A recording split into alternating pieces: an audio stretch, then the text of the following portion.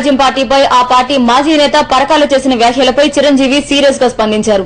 BC టికెట్ల కేటాయింపుల్లో అవకతవకలు ఉన్నట్టు పరకాల నిరూపిస్తే తాను రాజకీయాల నుంచి తప్పుకుంటానని ఆయన సవాల్ విసిరారు. పనిలో పనిగా చంద్రబాబుపై వైఎస్ పైన విమర్శలు కురిపించారు. స్త్రీలకి టెలికాన్ఫరెన్స్ లో ఏ రకంగా ఆయన ఆదేశాలు జారీ చేస్తున్నారు, ప్రతిదీ ఎంత విరుద్ధంగా ఉంది. అండ్ రూల్స్ అంటూ ఉంటే కనుక ఆ రూల్స్ ప్రతి ఒక్కరు కూడా ఎన్నికల కమిషన్ రూల్స్ అలాంటిది ఆయన ఎంత విరుద్ధంగా ఆయన బిహేవ్ చేస్తున్నారు.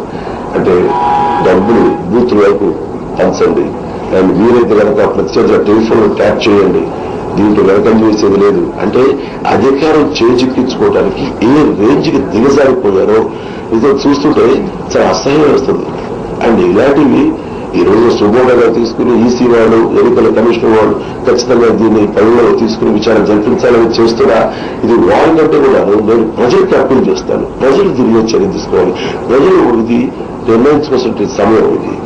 ఇలాంటి వ్యక్తి లోపల మనిషి ఇదా మనసులో మాట అంటే ఇదా. రైలు పెట్రోల్ లేదంటారు, కొత్త రైలు లేదంటారు, లేకపోతే రైలు ఉంది కానీ అందులో డీజిల్ లేదంటారు, లేదా డీజిల్ కాకుండా ఆ రైలు బొగ్గుతో నడిచిందంటే ఆ బొగ్గ అవుతుంది ఏదో లేదు, ఇలా ఏమో ఉంటాయి. ఇంక ఇలాంటి వాటికి పట్టించుకో. ఎందుకంటే ఇంతకంటే ఇక వాళ్ళు నన్ను అనేది ఏమీ లేదు, ఇంతకంటే ఏమి అనలేరు వాళ్ళు. ప్రతి అడుగు ఆశిస్తూ అతి జాగ్రత్తగా వేస్తుంటాను, వచ్చిన మాట అనిపించుకోకూడదని. అండ్ సామర్థ్యత గురించి మాట్లాడితే ఆ సామర్థ్యం గురించి ఏమి తెలుసు, వాళ్ళ వ్యక్తిత్వం బట్టి వాళ్ళ బాధలో వెళ్ళదీసుకోవడం అనేది జరుగుతుండొచ్చు.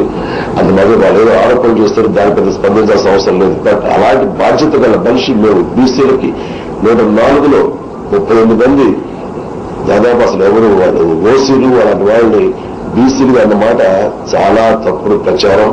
అది ఆయన కొన్నప్పుడు ఆ మాట అలాంటి ప్రచారం చేయటం. అందులో నేను ఇది గనక అన్న మాటని ఖచ్చితంగా నిరూపించి వాళ్ళందరూ బీసీలు కాదు ఓసీలు అని నిరూపించబడాలని 38 మందిని నేను నిజంగా వదిలేస్తాను. ఆయన వదిలేస్తాడా, రాజకీయాలు వదిలేస్తాడా?